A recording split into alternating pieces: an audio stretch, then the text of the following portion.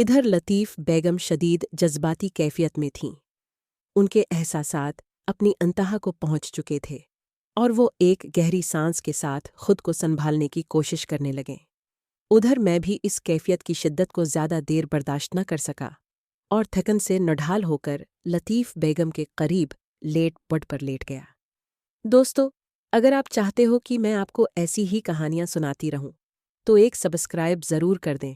صرف میرے لیے دیکھیں، اتنی پیاری سی درخواست کر رہی ہوں، سبسکرائب کر لو نا پلیز۔ یہ چلو کہانی کی طرف بڑھتے ہیں۔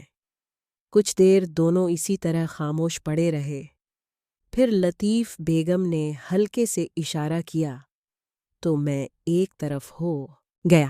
انہوں نے اپنے کپڑے ٹھیک کیے اور خود کو سنبھالتے ہوئے بستر پر بیٹھ گئیں۔ پھر مجھے بھی اپنے پاس بیٹھنے کا کہا اور مجھے کہنے لگی، اس بات کا کسی کو بھی پتہ نہیں چلنا چاہیے، کسی کو بھی، سمجھے؟ میں نے سر ہلا دیا۔ اسی وقت باہر زوردار کھٹکا ہوا۔ لطیف بیگم نے کہا، باہر دیکھو کس چیز کا کھٹکا ہے؟ میں نے اپنا حلیہ درست کیا اور باہر نکلا۔ دیکھا تو بلی نے باہر پڑے میز پر چھلانگ لگائی تھی، جس کی وجہ سے کھڑکا ہوا تھا۔ میں اندر آیا۔ بی بی جی، باہر بلی ہے، اس نے چھلانگ لگائی ہے۔ اس کے بعد میں واپس اپنے بستر پر آ گیا۔ فرید بولا، نورین، پھر جب کبھی بی بی کو ضرورت ہوتی وہ مجھے بلا لیتی تھیں۔ پھر تمہارے ساتھ میرا عشق لگ گیا۔ ایک دن بی بی جی نے رات کو مجھے بلایا۔ میں گیا، لیکن میں پریشان تھا۔ میری تمہارے ساتھ شادی کے لیے تیرے گھر والے مان نہیں رہے تھے۔ لطیف بیگم نے مجھے پب جی کا ایک گیم لگانے کے لیے کہا، مگر میں بے دلی پب جی کھیل رہا تھا، یعنی کوئی خاص رغبت نہیں تھی۔ اس لمحے میں خود کو سنبھال نہ سکا، جبکہ وہ ابھی مکمل طور پر مطمئن نہ ہو پائی تھیں۔ تب انہوں نے مجھ سے پوچھا، کیا بات ہے؟ کوئی مسئلہ ہے؟ تم خود کو سنبھال کیوں نہیں پائے؟ میں نے بتایا کہ میں ذہنی طور پر پریشان ہوں۔ انہوں نے بات پوچھی۔ میں نے بتا دیا کہ میں نورین سے شادی کرنا چاہتا ہوں اور اس کے گھر والے مان نہیں رہے۔ انہوں نے کہا کہ تم جاؤ، میں صبح کچھ کروں گی اس بارے میں۔ پھر انہوں نے مجھے بلا کر کہا کہ وہ مان گئے ہیں۔ تم شادی کی تیاری کرو، لیکن ایک وعدہ کرو۔ میں نے پوچھا، وہ کیا؟ بی بی جی، تو انہوں نے کہا، جب مجھے تمہاری ضرورت ہوگی تم آؤ گے اور مجھے خوش کیا کرو۔ میں اتنا خوش تھا کہ فوراً وعدہ کر لیا اور خوشی سے باہر بھاگ گیا۔ اس کے بعد تیری میری شادی ہو گئی۔ پھر جب بھی لطیف بیگم مجھے بلاتی ہیں تو میں چلا جاتا ہوں۔ ایک بار رات کو رومانہ بی بی نے مجھے ان کے کمرے سے نکلتے ہوئے دیکھ لیا تھا، لیکن تب تو اس نے مجھے کچھ نہیں کہا، مگر جب سے وہ طلاق ہو کر آئی میرے پیچھے پڑ گئی۔ نورین، یہ بات تم نے مجھے کیوں نہیں بتائی؟ فرید، رومانہ والی بتا دی تھی، اس کا ابھی موقع ہی نہیں آیا۔ لطیف بیگم سے آخری بار میں نے ان کے مرنے سے 5 سال پہلے ملاقات کی تھی اور اس کے بعد وہ بیمار رہنے لگ گئی تھیں۔ پھر کبھی نہیں ملاقات نہیں کی ان کے ساتھ۔ بیگم صاحبہ کے فوت ہونے سے 2 سال پہلے رومانہ بی بی طلاق لے کر واپس آ گئی تھیں اور چند دن تو اس نے گزارا کیا، اس کے بعد مجھے دھمکانے لگ گئی۔ آخر کار میں نے پوچھ لیا کہ اس وقت آپ نے بات کسی کو کیوں نہ بتائی؟ جب مجھے بڑی بیگم صاحبہ کے کمرے سے نکلتے دیکھا، اب ایسا کیا ہو گیا ہے؟ اب تو ایسا کچھ نہیں ہوا جو آپ مجھے یوں دھمکا رہی ہیں۔ آخر کار بلی تھیلے سے نکل آئی اور کہنے لگی کہ رات کو میرے پاس کمرے میں آنا تب بتاؤں گی، اور تب سے لے کر اب تک رومانہ بی بی کے ساتھ میرا سلسلہ چل رہا ہے۔ بڑی بیگم کے ہوتے ہوئے وہ بہت محتاط انداز سے مجھے بلاتی تھی۔ اب 2 سال ہو گئے ہیں ان کو فوت ہوئے، اب اسے کسی کا ڈر نہیں ہے۔ بڑا چوہدری سارا دن ڈیرے پر ہوتے ہیں۔ ارم بی بی اور رخشندہ بی بی اپنی پڑھائی میں اور ٹی وی پر مصروف رہتی ہیں۔ نہال بھی پڑھائی میں اور کھیل کود میں لگا رہتا ہے، اس پر نظر کس نے رکھنی ہے؟ رافیل گلشن کے پاس آ کر بولا، اوئے کنجر، جب بھی میں آ رہا ہوتا ہوں مجھے دیکھ کر اس بہن کے یار کو بھگا کیوں دیتا ہے؟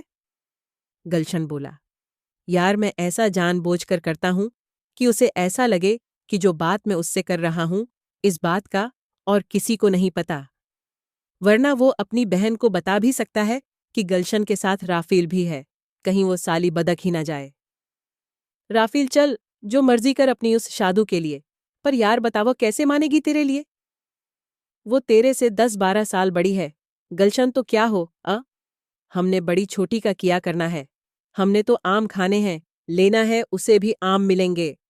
رافیل بولا بھائی، یہ تیرے اکیلے کا کام ہے، میرا کام نہیں ہے، اور نہ ہی میں ایسے کسی کام میں پڑوں گا۔ گلشن بولا، چل ناراض نہ ہو، میرے ساتھ تو چلے گا، پب جی نہ کھیلنا، بس تو دیکھ کر مزے تو لے گا۔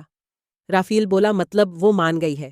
گلشن ہنستے ہوئے، تیرا یار ایوے نہیں کسی کے پیچھے پڑتا۔ رافیل بولا، کیا مطلب، کیا کہا اس نے؟ گلشن بولا، یار کیا کہنا ہے؟ توقف کے بعد وہ بولا، اس نے کہا کہ شام سے پہلے وہ چارہ کاٹنے چوہدریوں کے کھوا پر جائے گی، بلوں کے ساتھ وہیں سے وہ کھیتوں میں کسی بہانے سے جا کر کھوا کے ٹیوب ویل والے کمرے میں آ جائے گی۔ ہم نے شام سے پہلے ادھر جانا ہے، میں اگلی طرف بیٹھوں گا اور تم پیچھے کماد کی طرف کھیت میں بیٹھنا۔ جب ہم کمرے میں گھس جائیں تو باہر نظر رکھنا، تاکہ کوئی مسئلہ ہو تو مجھے دروازہ ہلکا سا ہلا کر بتا دینا۔ رافیل بولا، تو نے ساری تیاری کر لی ہے؟ گلشن بولا، دیکھتا جا۔ رافیل، اچھا ٹھیک ہے۔ اتنے میں تفریح ختم ہونے کی گھنٹی بجی، دونوں واپس کلاس میں آ گئے۔ رافیل چھٹی کے بعد گھر آیا، رقا گھر پر اکیلی تھی۔ اس نے رافیل کو کھانا دیا۔ فیل کھانا کھانے کے بعد باہر جانے لگا تو زرقا نے پوچھا، کہاں جا رہے ہو؟ رافیل، میں اما کی طرف حویلی جا رہا ہوں۔ زرقا، جلدی آنا، میں گھر میں اکیلی ہوں۔ رافیل نے جواب دیا، اچھا آتا ہوں، اور وہ حویلی میں آ گیا۔ اسے اگلے دن والا واقعہ ذہن میں آیا جب وہ نلکے پر گیا تو نہاتے ہوئے دیکھ لیا تھا۔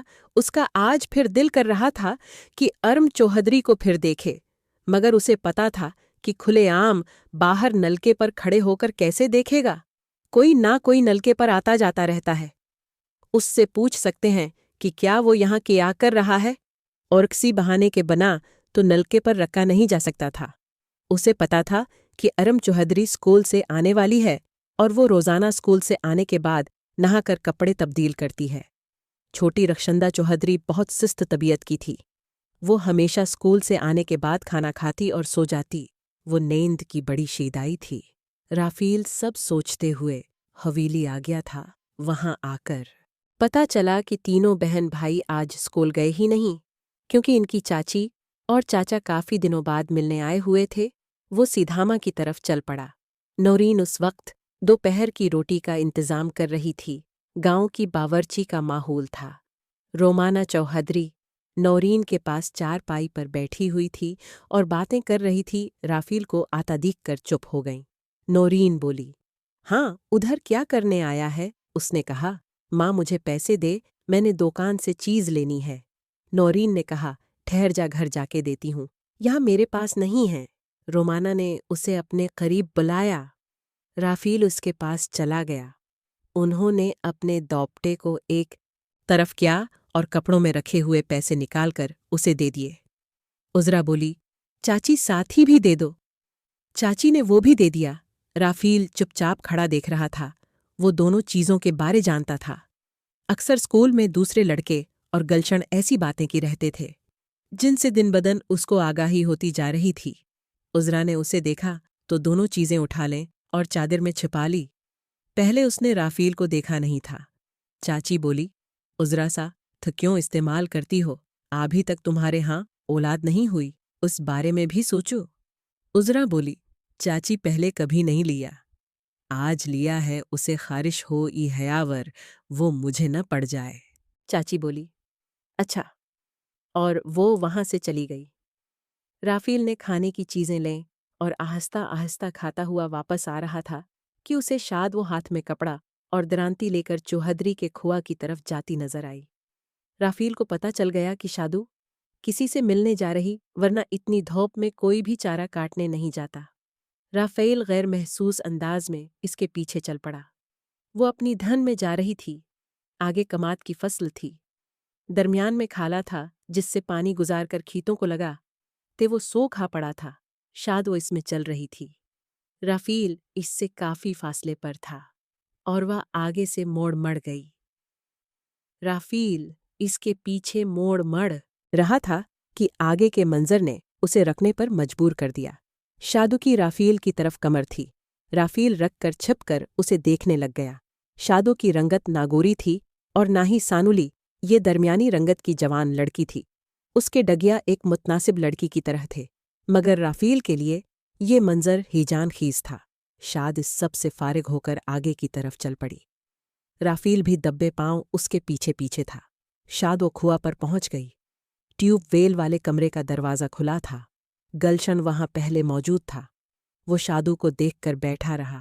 شادو کمرے میں چلی گئی۔ گلشن اٹھا۔ اس نے ادھر ادھر دیکھ بھال کی اور پھر کمرے میں گھس گیا اور دروازہ بند کر دیا۔ رافیل جو چھپ کر کھڑا ہوا تھا، وہ آہستہ آہستہ پیچھے کھڑکی پر آ گیا جہاں سے اس نے عذر اماچن کو اتارتے ہوئے دیکھا تھا۔ وہ کھڑکی کے سوراخ پر آنکھ لگا کر بیٹھ گیا تھا۔ اندر سے آہستہ آہستہ باتیں کرنے کی آوازیں آ رہی تھیں۔ شادو بولی، مجھے کیوں بلایا ہے؟ حالانکہ اسے پتا تھا کہ کیوں بلایا، لیکن وہ عورت ذات ہی کیا جو اپنے اوپر بات آنے دے۔ گلشن گو کی عمر میں اس سے کچھ سال چھوٹا تھا، مگر وہ گاؤں کا لڑکا تھا، صحت مند اور اپنی عمر سے زیادہ بڑا لگتا تھا۔ گلشن بولا، تو مجھے اچھی لگتی ہے اس لیے بلایا ہے۔ شہزادو مسکراتے ہوئے، تو میں کیا کروں؟ گلشن نے ہنستے اس کا بازو پکڑ لیا اور بولا، تو کل کی طرح میری طرف دیکھ کر مسکراتی رہ اور میں تجھے دیکھتا رہوں۔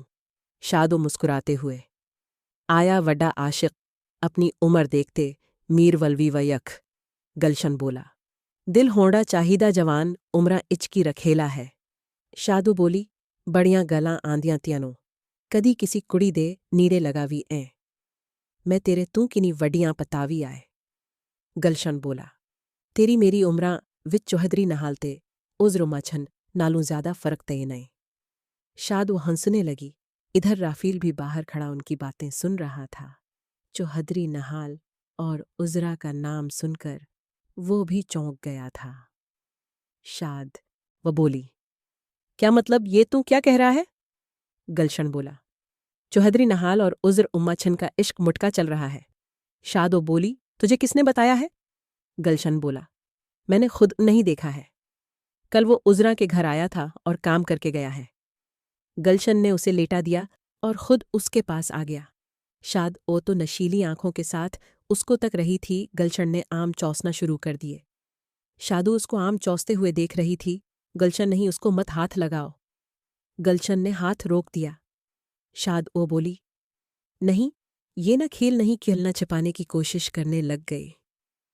تو دوستو، آج کی ویڈیو میں اتنا ہی۔ کہانی کا اگلا پارٹ دیکھنے کے چینل کو لازمی سبسکرائب کریں۔ ملتی ہو اگلی قسط میں۔ اپنا بہت سارا خیال رکھیں۔